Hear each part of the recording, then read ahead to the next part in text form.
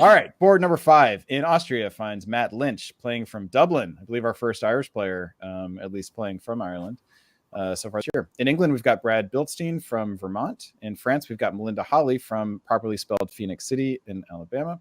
Germany, we have Evan Swihart from Cincinnati. In Italy, former world champion Nicolas Sahuguet come to us from Montreal. In Russia, we have Maxim Popov, who's been a regular on these broadcasts and has won several Best Country Awards. I believe 2 Best Russias at least, which always felt ironic given his apparent Russian last name. Turkey, we have Natty Shafer coming to us from Salt Lake City, and Natty has had some success so far in these tournaments. Hasn't won one yet, but has placed well enough to find himself in 9th place in the DBNI rankings. And I'm being told that it is Brad Blitstein, not Brad Blitstein. So apologies, Mr. Blitstein. We will get that one corrected. Brad is actually a longtime face-to-face player. And this is his first appearance on these virtual face-to-face. But Adam, you know Brad. Am I correct? Oh, he's a great player. He's a tough as nails. He's a great, fun guy to work with and tough guy to be an enemy. And we also have Melinda Holley, who is a longtime hobby veteran. She was featured on an episode of Deadline News a couple months ago. And we also obviously have a deep threat in Italy, Nicolas Sahuguet. It seems like the top players on each board keep getting put in Italy. All right. Marcus, are there any online players that you can tell us a bit about here? Not that I'm aware of, or not that I know the real name of. Nicolas Sahuguet, I think he plays online as well. Very strong player all around. And yeah, I was going to mention, seems like a lot of the big threats are in Italy here. Got to see how well Italy does overall. Just the theme of the night. All right, shall we take a gander on over and check out the board? Let's see if I can make this switch properly. It seems I did it. All right. So how did you guys work out last time between odd and even? Who was doing analysis in the odd years? I think I was doing odd years, so I'll do even this time. All right, Adam, then you're going to get spring of 1901 main analysis. Tell us what you see. All right, some really unusual stuff in the middle of the board where we have Austria opening to Tyrolia. I haven't seen too much of that. Bouncing with the Germans. While the Italians walk into Trieste. This is, I think, the 3rd or 4th game where we've seen everybody stay out of Galicia, which is kind of a nice, maybe a welcome trend. Maybe not for England, who keep seeing Russian armies in St. Petersburg, but for those of us watching the games, I think it's kind of nice to see something a little bit different. I missed the openings in 3 and 4. Did Austria go to Galicia in either one? Not in 4. I don't think so. It's not in 4. I'd have to go back and look at 3. But we've been seeing it quite a bit, I believe. Yeah, or at least 4 of them. Okay, sorry. Continue, please. Yeah. Well, we do see the Sunstrom opening in Turkey, the going to the Black Sea and Armenia, popularized in the Weasels, which in conjunction with Russia going north is always challenging for the Russian. Otherwise, the West. Oh, we got a French fleet in the English Channel as well, so a lot of action. It's really second France making dynamic opening. All right, and Marcus, what's one thing that you wish had got more attention? Well, I mean, first I'd say I think that's 3 fleets in the 3 French fleets in the English Channel now. But yeah, that's Tyrolia bounce is what I'd talk about. I mean, it's interesting. I wish we could see the negotiations behind it. I would expect that usually when something like this happens, it's Germany trying to force Italy not to attack Austria by saying bounce with me in Tyrolia. But we see them bounce with Austria instead, and Italy just walks into Trieste. It could be painful for Austria here. It's hard to imagine this wasn't somehow agreed upon. I mean, Austria going to Tyrolia without going to the Adriatic and following up to Trieste is just peculiar, right? Like, why? There's just no reason for Austria to go to Tyrolia if not to attack Italy. All right, let's push ahead here into fall of 1901, and we'll go back to you, Adam. Yeah, we see the sea lion So we see the Germans support France into the North Sea, and that's going to be retreating into Skagerrak, which I think is beautiful. For great place for England to be in this situation. It's also interesting to see. Okay, they bounced in Belgium, so France is only picking up one build, but they do take the North Sea. The Italian in Trieste, that may have been arranged, or that may have been a sneak in, but it certainly doesn't look like it's terribly to Austria's disadvantage, at least in this opening. And if they've managed to negotiate their way into something better, that may work out okay for everybody. I think maybe what's most notable is the Russian moves and the Turkish moves. Very, very strange choices here, I would say. I mean, Russia deciding to go to black maybe isn't super strange if they're expecting Turkey to cover it and looking for a bounce. But Turkey going to Syria is kind of odd, and I'd be curious what led to that. Marcus, what stands out to you? Yeah, I mean, there's two things I want to talk about again. The move from St. Petersburg to Moscow is interesting, not blocking the English player out of Norway. It helps prop the English player up against this FG, which is good for the Russian, I think. But then England retreats into Skagerrak, which seems very bad for the Russian. And the other thing, Munich to Silesia, interesting move, very flexible, and allows Germany to get that bit of extra leverage over the other side of the board, especially if he was expecting a very strong attack against the English player immediately and England to be wiped out. Getting that foothold across the board early is important. All right, let's push forward into winter here. We find build some interesting choices here. France had built a fleet, sticking with the FG, not surprising. Yeah, England's response to this. There's lots of different ways to respond to the sea line. We could have talked about that a bit more, but the choice to bounce France. So usually when you're faced with a sea lion, you choose one of the two partners, try to imbalance the alliance, and force a switch here. And England is kind of Brad has kind of done a two-pronged approach here: hurt France, but then positioned in a way that that's more problematic for Germany. And here chose the to cover north here and try to boot France out. So we'll see how that goes. Italy puts down 2 fleets. Turkey puts down the fleet in Ankara, which suggests that the move from Sevastopol to Black Sea was not anticipated, and also not very welcome. Maxim, for his part, who knows something a little bit about playing Russia, puts down a fleet south coast St. Petersburg. This is probably the most interesting build on the board here. What do you guys think that this signifies for the Russian strategic approach? And Marcus, let's start with you. I mean, it probably signifies that move from St. Petersburg to Moscow absolutely was to try and prop up the English player. There's nothing that you can really use Fleet South Coast St. Petersburg for except against the German, unless you take a very long approach of pushing it out through Norway. And I think that's what they're going to continue to do, try and counter this FG and keep the north balanced. Might not work out for them because they don't have the strongest southern position. They might just be keeping the north balanced while they get demolished. Do you think do you think Russia saw the retreat to Skagerrak as possibly a bone for Russia against Germany, something to give them a chance to collaborate against Germany? Yeah, seems like that was a possibility. I thought Skagerrak wasn't a great retreat because it seems quite anti-Russian on the face of it, but this build here shows a trust in England, I think, and a want to work with England going forward. And Adam, let's shift gears a little bit here. How about Italy and putting down 2 fleets here? So obviously could have gone to Aegean in order to speed up the AI.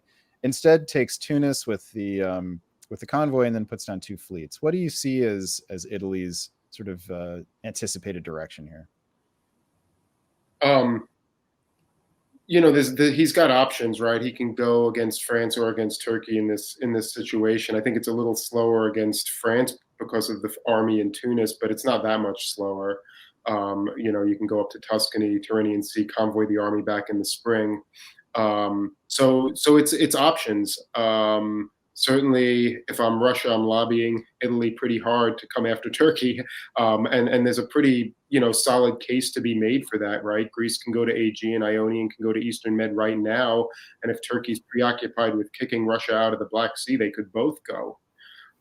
So there's a case to be made for going against Turkey, and I think that's what he's going to do. But I wouldn't rule out a move west. All right, let's find out. And I believe Marcus, you're up first here. So Marcus, tell us what you see on first glance. Yeah, okay, well, Ankara moving to Constantinople down to Smyrna, Turkey trying to reposition to be anti-Austria/Italy and pro-Russian.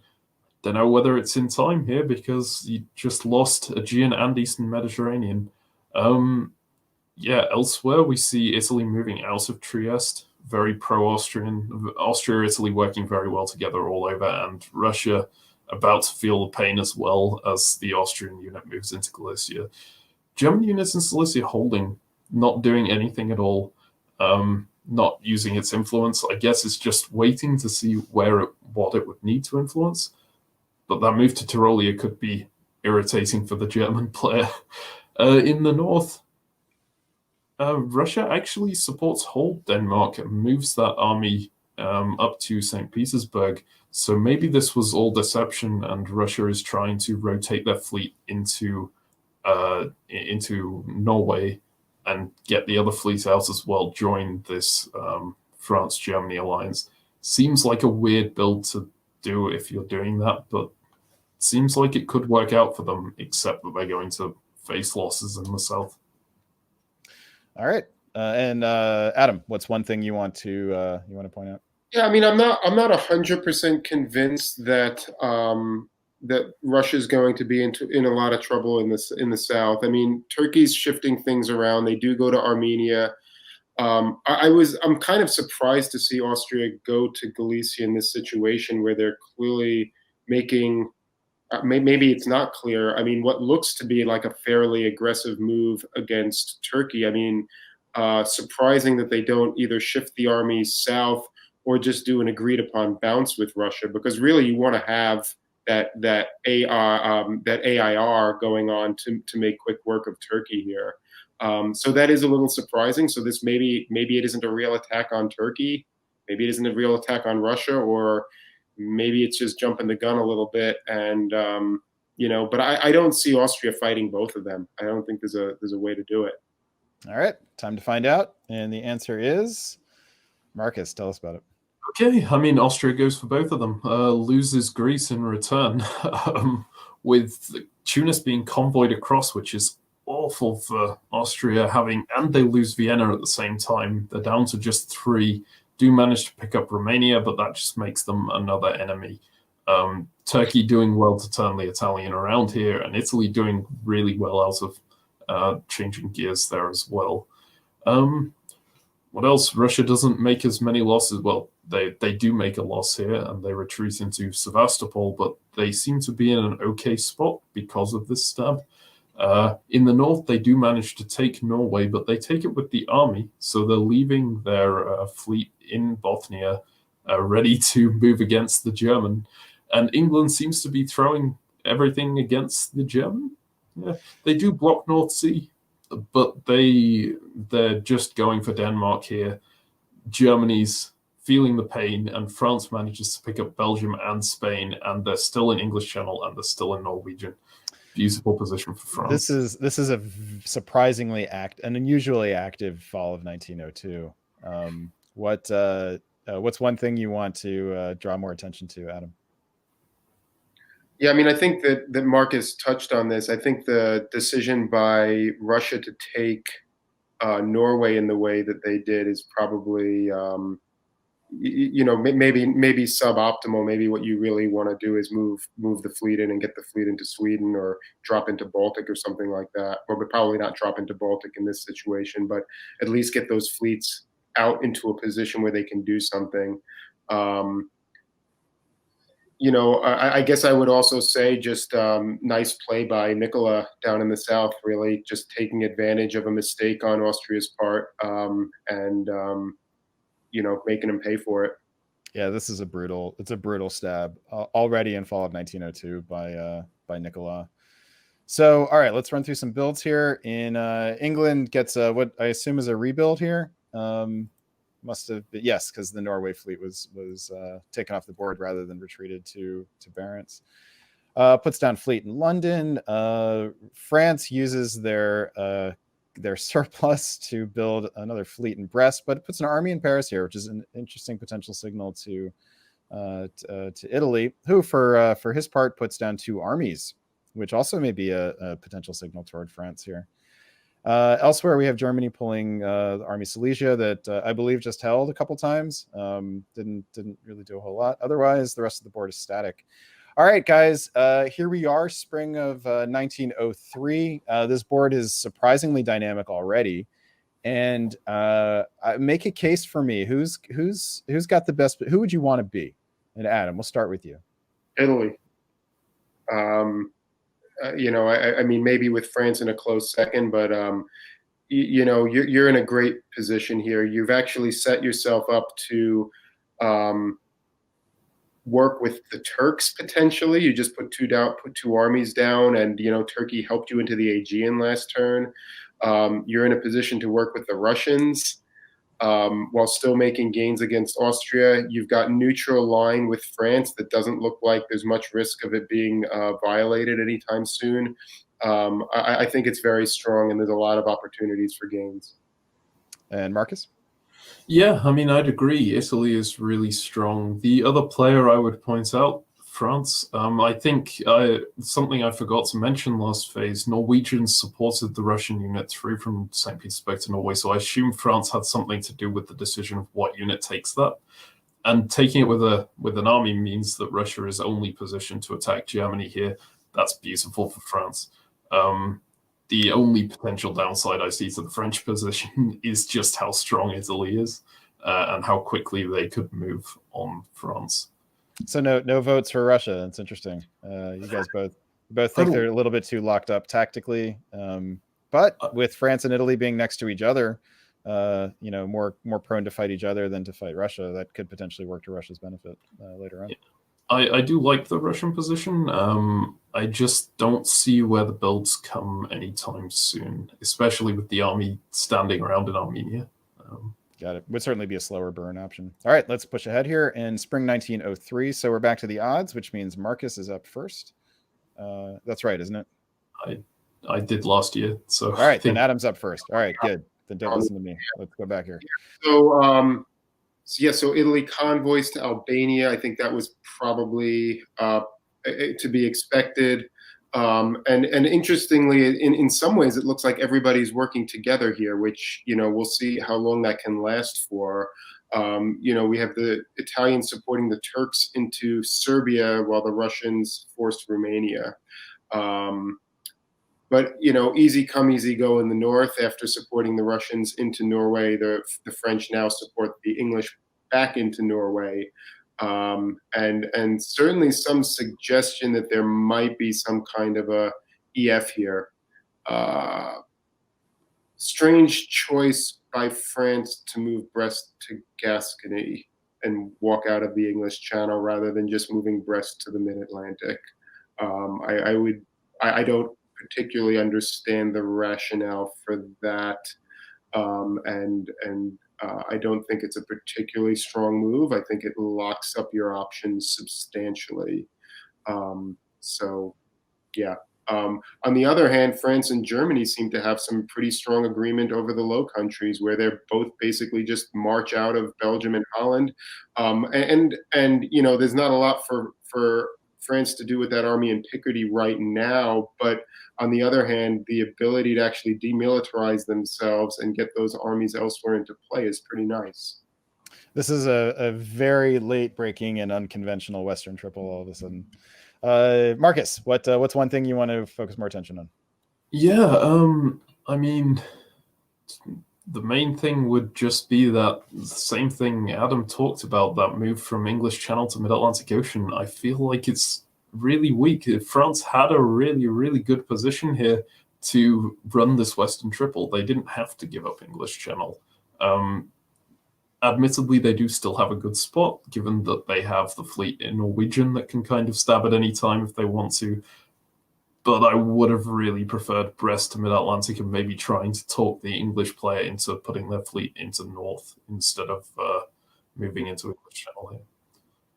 All right. And then just one other thing to point out here is that Constantinople went to the east coast of Bulgaria rather than the south coast. And this is something that should have continuing effects on the strategic and tactical situation in the east. Well, clearly tells you what the alliance structure is likely to be down there. Yeah, it's a nice big boon to Nicolas, obviously. But, now Nicolas might have more to worry about than he might have thought. Okay, fall of 1903. And Adam, tell us about it. Yeah, I mean, this was setting up to take out the Black Sea, which is exactly what Turkey does here. And Turkey repays the support into Serbia by supporting the Italian into Budapest. So both of them are going to build this year. Great position for Italy. Fairly solid position for Turkey. If they can maintain it. I mean, they've now got Italian armies all over Serbia and the Balkans and Austria. And so it's a question of how that will go. I would imagine that there would be a strong incentive for Italy to just push Turkey up against Russia and get them some dots up there in the short term because of the French moves south right now. Of course, Italy prepared for it by going to the Western Med, which will slow things down a little bit. Okay, Marcus, point us out one thing. I'd like to point out that Germany gets a double build here. Warsaw, they walked into for free. They also walk into Denmark, and I think they don't burn any bridges by doing that because they did try and tap Bothnia to allow the English player to get into Sweden. Obviously, England's probably not going to be happy about losing Denmark, but it might work out really well for the German. And I think France might have lost their strong position here it turns out the move out of English Channel I don't think mattered a lot because they had to rotate south anyway. And they've managed to convince England to get back into the North Sea now. But Germany being that strong is certainly going to have an impact on the power dynamic in this Western Triple.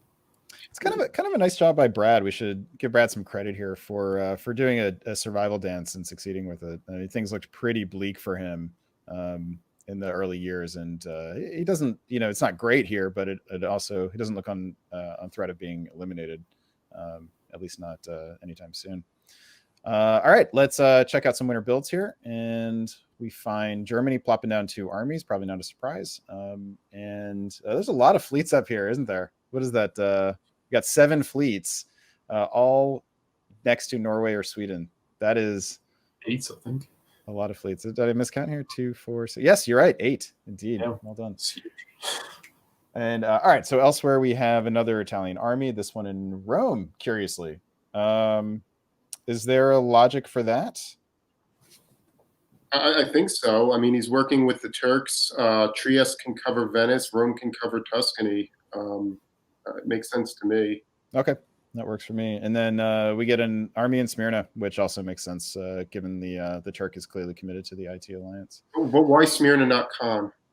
I get the fleet out. You're going to go Ankara convoys to Bulgaria while Bulgaria goes out to Khan and do that whole thing. That makes sense. Well, Smyrna to Armenia, Ankara to either. Yeah, I can see Ankara going directly to Romania here. Yeah, I don't know if you have to move Bulgaria out. No, maybe you don't. But let's thank Matt Lynch for playing. That was it's one of the few. We haven't seen a whole lot of eliminations as far as I can remember. Eber was eliminated as Austria in 1902, so Matt did last a little bit longer. All right, and good luck in round 2. Eber was down to 1 in 1902. He actually lived to 1903. Okay. Well, Matt, we hope to see you in round 2 and wish you better luck then. And we will move on to spring of 1904. It's an even-numbered year, which puts us back down on Marcus giving us lots of black arrows here. Lots of movement to talk about.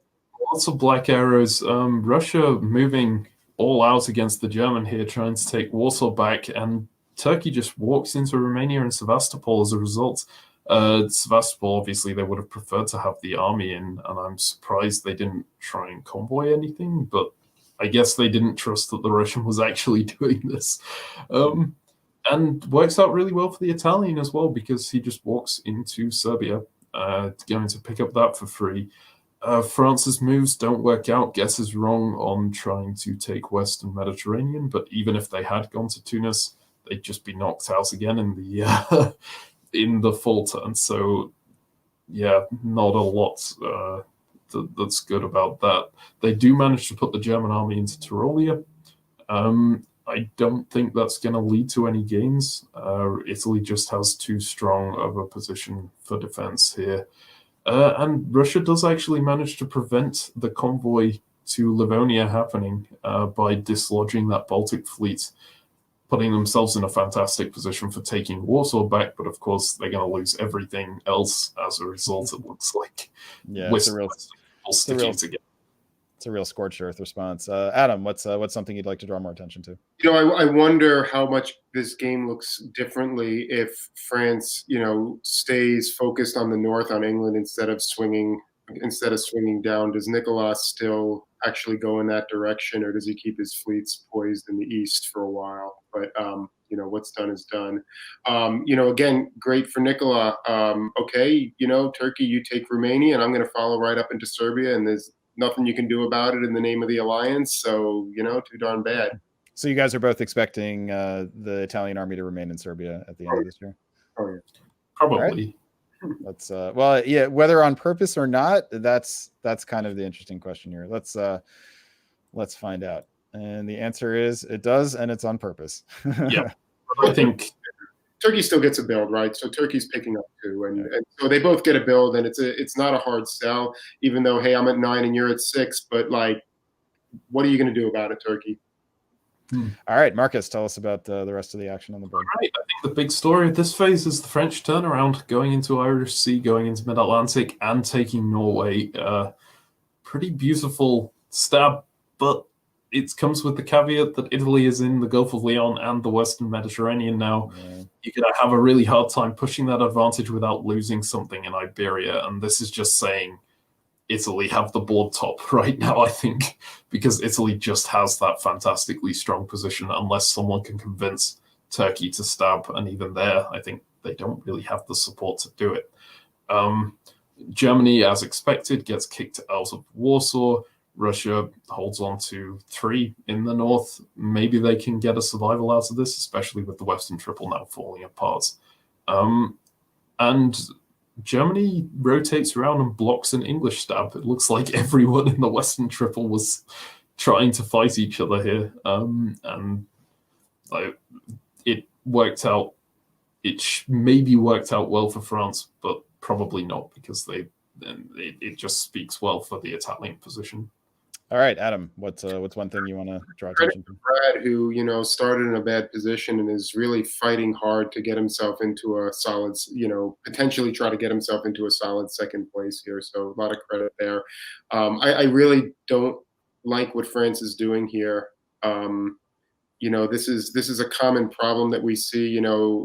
First was attacking England, decided that wasn't working, and then decided to shift south against Italy, and maybe that's not working. So now I'm going to go back up north.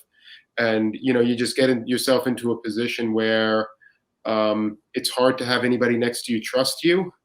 So it's hard to work with anyone. And you've lost a lot of momentum, and you've lost your position. You've sacrificed the what was an okay position in the south in order to get into the Irish Sea, which really isn't going to accomplish anything. And now you've got Italy basically dominating you down there.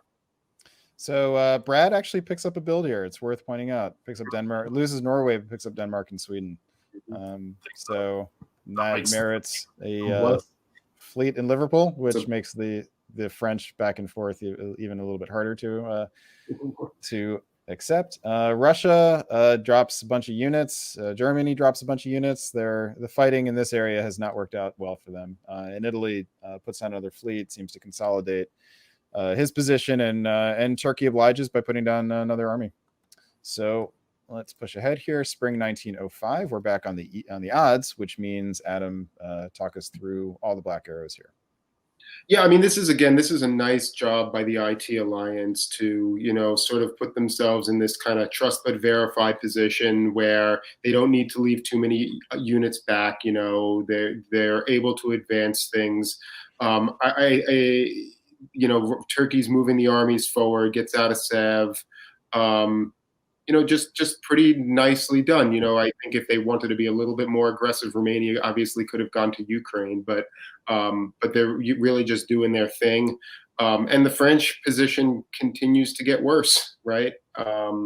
You've now got Western Med, North Africa, Lyon, Tuscany, Piedmont, not making things easy for France here. In the north, it looks like Brad in England supported the Russians into Norway. Again, stabbing too many people at once. I wonder how many different people have been supported into Norway by foreign countries in this game. It feels like lots of combinations. Pretty far out, and he's also supporting the Russians against Germany, and it looks like that actually worked. If I'm understanding the arrows correctly, that the Russians actually take Kiel. Yep. Russia is into Kiel here. What was Helgoland doing? Oh, it was supporting Kiel up into Denmark. I see. All right, Marcus, tell us, point out one thing for us that strikes your fancy. I mean, I would talk about like this Turkish-Italian dynamic and what's going on down there, but I think we're going to see more revealed about that later on.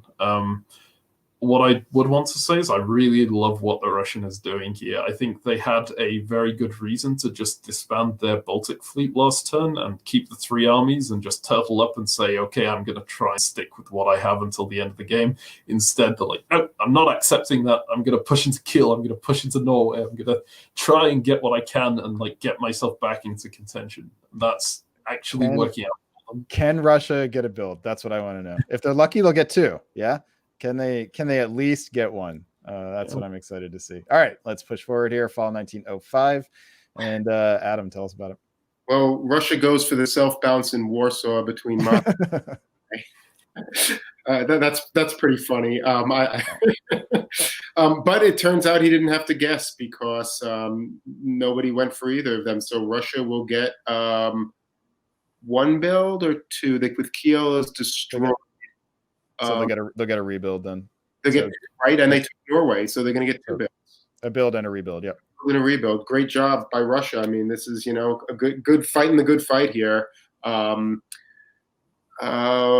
Turkey and Italy continue doing their thing, and France loses Spain. Why did France lose Spain here? France guessed incorrectly. So Gascony could support Marseille or Spain. Can't Gascony support Marseille and Mid-Atlantic support Spain? Well, Mid-Atlantic was going to get tapped by the North Africa. Okay. Right, which is what happened.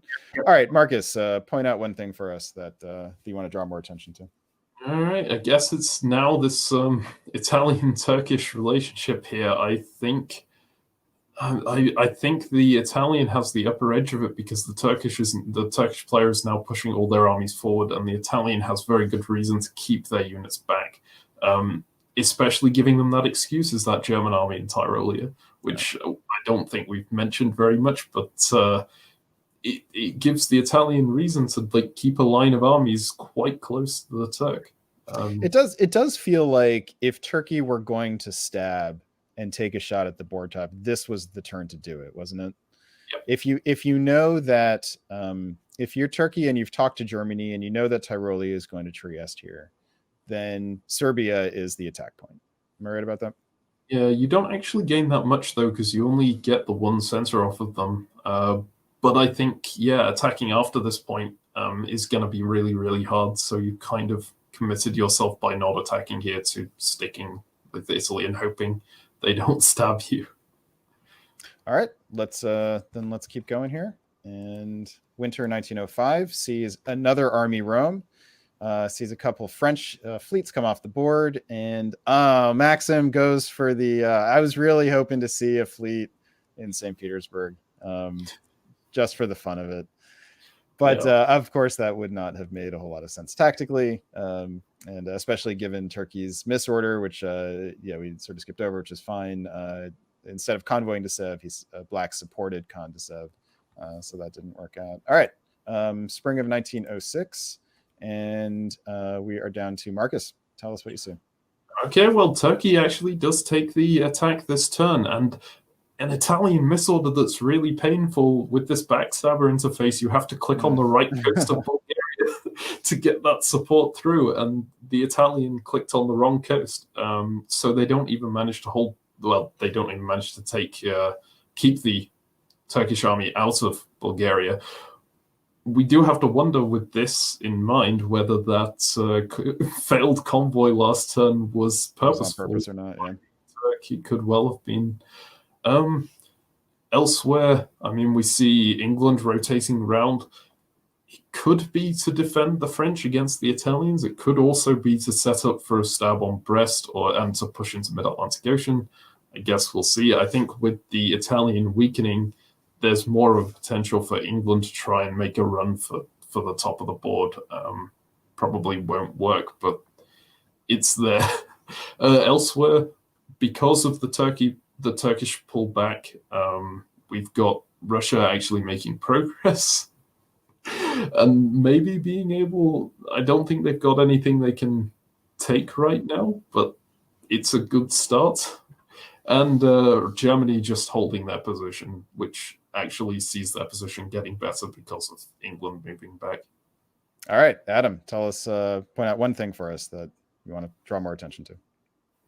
Well, the dynamic between Turkey, Russia, and Italy is going to be key right now. I think Italy has more to offer Russia than Turkey does, which is going to play towards a continued success of Italy. All right, and fall of 1906 is actually where the game ends. So, yes, a very early draw here, especially with potential IT conflict. What do you think that this is the right endpoint for this game? And Adam, we'll start with you. So, I will just call out the ending here. We see shows Italy, Nicolas Sahuguet in Italy finishes with a 10-center board top, 4 centers more than the next closest, which was Turkey and Natty Shafer. And in Carnage scoring, that difference doesn't matter a whole lot. And even the size of the board top doesn't matter a whole lot, except as a very distant tiebreaker in the future. So Natty finishes in second place alone. Brad and Melinda finish tied for third, and Evan and Maxim finish tied for fifth. Matt Lynch in seventh still scores 1,000 points under the Carnage scoring system. So, all right, let's hear it. Should the game have kept going, Adam? Yeah, I mean, well, there's obviously still play in the game. I think the question is who stands to benefit by continuing the game, and I think Nicolas' position is not necessarily going to get much better, and I think he can probably maintain his board top, but it's not going to get easier for him. He's probably going to lose Spain at some point. He may be able to hold Spain depending on guesses over there, but he's got to retake Budapest. He's going to be fighting people on that side of the board. Turkey can't be that happy with their opportunities here. Russia should probably be happy that they're even viable at this stage of the game. So I can understand why all the players would agree to end the game here. Maybe England has some play to try to, make some progress against Germany, but I don't think they really can do much right now. Marcus, what are your thoughts? Yeah, I was going to say Nicola in Italy definitely has good reason to draw here. About to lose centers, probably set on that board top and can't get much higher of a score without actually soloing the game. Turkey doesn't stand to gain very much, given they probably don't catch Italy up doing this. and could lose a lot if Italy makes progress against them. France, happy to draw here. They're still going to lose more. The only potential people who stand to gain, Russia, Germany, England, they all kind of counter each other's chances out because they all stand to gain from each other. So I could see all of them being happy with the draw here. The one I think probably should have stopped the draw was Russia, if anyone did, because Russia only gets 2,000 points, 2,500 even, and they actually stand to gain a fair amount out of this Turkey-Italy war if they just pick and choose sides at the right time. But I can't blame them for calling it a draw here. It's probably not like the nicest position to play from, being this vulnerable. It's pretty interesting in Carnage scoring here, because all these, because rank is what matters, and you've got a whole bunch of smaller powers bunched together in terms of size. One or two centers actually makes quite a big difference in score. You know, if Russia were able to pick up two centers and jump into a tie for second, they would go from 2,500 point or from 2,500 points all the way up to 5,000 points, or 5,500, I think. Yep. The problem is obviously then you're taking the rank off of England and Germany, who are the people who will like gang up on you for doing that and try and get you back down to it. So it would be a mess in the north if this continued. Yeah, and then, you know, that raises the question of whether Italy could solo, you know, if things go on too long. But I don't know. To me, I'm a little bit disappointed, honestly. This board feels to me like it's got more play in it, and if I were kind of any one of these powers, I would just want to keep it going a bit longer and see what happens. I think France is probably France, I think, has the most difficult position here. But I should be able to retake Spain. You know, the question is whether they can hold on to Marseille at the same time, and then got England working down the backside. But I don't know. There still seems like, you know, we've seen a lot of dynamic play here today, and this one looks like it could have had more going on. But with that, let's congratulate Nicolas Sahuguet on securing the first board top that we have seen of the day, and that will definitely put him in contention to win this tournament with another board top later this evening.